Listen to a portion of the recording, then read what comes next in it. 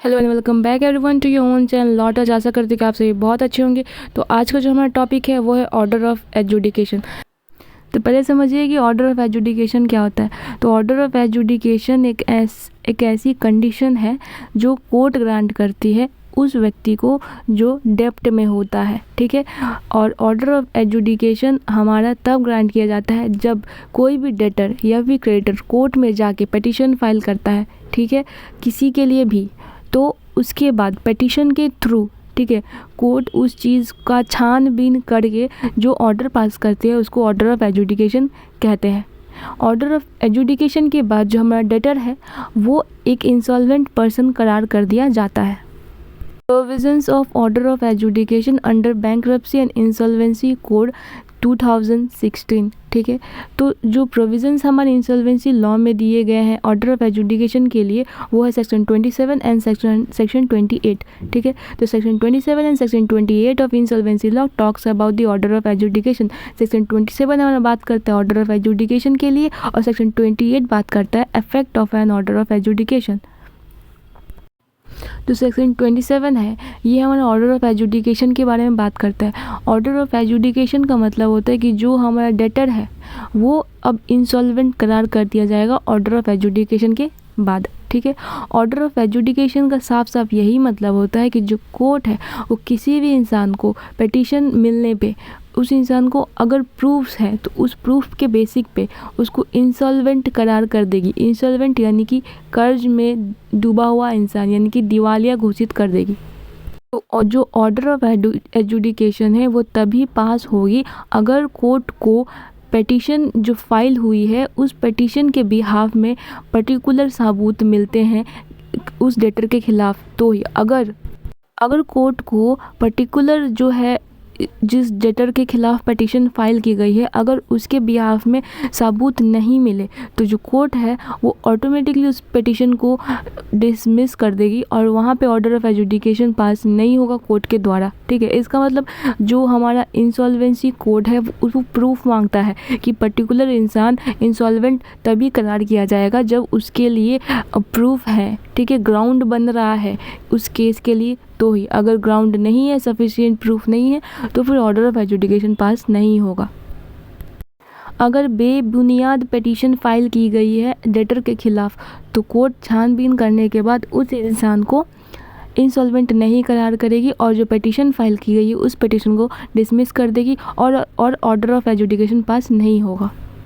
Effect of an order of adjudication When a court states that the particular person is insolvent, then यानी कि जब court को लगेगा कि वो इंसान इंसॉल्वेंट है तब कोर्ट क्या करेगी, कोर्ट जो है वो ऑर्डर ऑफ एजुडिकेशन पास कर देगी और उस इंसान को बोलेगी कि अब आप इंसॉल्वेंट हो गए हो, अब जाओ, अब खुद को सारी लायबिलिटी से डिस्चार्ज कर दो। यानी कि कोई भी व्यक्ति अगर इंसॉल्वेंट हो जाता है तो वो जो क्रेडिटर है उसको पैसे देने से मुक्त हो जाता है क्योंकि उसका जो एसेट है उसको बेच के जो क्रेडिटर है उसको सारे पैसे वापस कर दिए जाते हैं। इसीलिए ऑर्डर ऑफ एजुडिकेशन पास होने के बाद जो हमारा डेटर होता है वो एब्सोल्यूट डिस्चार्ज के लिए मांग कर सकता है।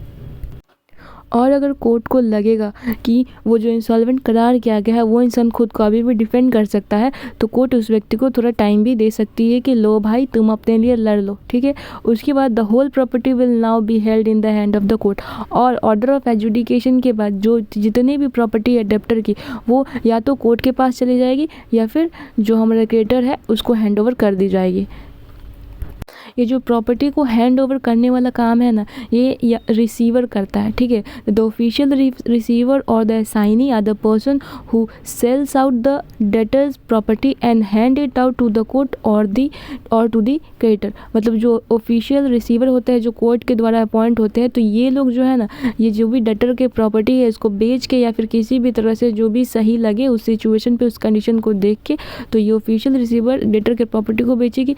उसके बाद में जैसे कंडीशन है उसके अकॉर्डिंग या तो कोर्ट को दे देगी प्रॉपर्टी या तो उस क्रेडिटर को दे देगी। The insolvent is deprived of all the powers to enter into transaction in respect of its property. यानी कि ऑर्डर ऑफ एजुडिकेशन के बाद जो हमारा इंसॉल्वेंट है वो हर तरह के ट्रांजैक्शन से वो हो जाता है, डिप्राइव हो जाता है। मतलब जो हमारा इंसॉल्वेंट व्यक्ति है अब उसको जीरो से शुरुआत करना होगा। अब वो किसी भी तरह का प्रॉपर्टी ट्रांजैक्शन या किसी भी तरह का गवर्नमेंट जॉब या फिर हर तरह की चीज़ों से वो मुक्त हो जाता है और उसको अब अपनी ज़िंदगी की शुरुआत नए से शुरू करनी पड़ेगी, मतलब जीरो से। उसको अपना बिजनेस भी शुरू से स्टार्ट करना होगा। तो यही होता है order of education and effect of order of education. इससे रिलेटेड एक केस लॉ है, उसको भी देख लेते हैं। पैदीमारी बालासुब्बा वर्सेस जातुर रेड्डी 1970 आंध्र प्रदेश का केस है। तो इस केस में ये कहा गया कि अगर एक बार ऑर्डर ऑफ एजुकेशन पास हो गया तो वापस दूसरा एप्लीकेशन डालने का कोई फ़ायदा नहीं है। और अगर फिर भी आप दूसरे एप्लीकेशन डालते हो तो जो पहले ऑर्डर दिया गया था उस ऑर्डर पे, मतलब जो जैसा वो पहले ऑर्डर दिया गया था वो वैसे ही ऑर्डर रहेगा, उस ऑर्डर में कोई चेंजेस नहीं आएंगे। और वापस जो है आपके जो भी अगर आप वापस फाइल करते हो तो उस चीज़ को भी देखा जाएगा। मतलब जो प्रीवियस में आपको जो भी ऑर्डर पास कर दिया गया उसमें कोई चेंजेस नहीं आएंगे, वो जैसा दिया गया वो वैसा ही रहेगा। ठीक है। Conclusion.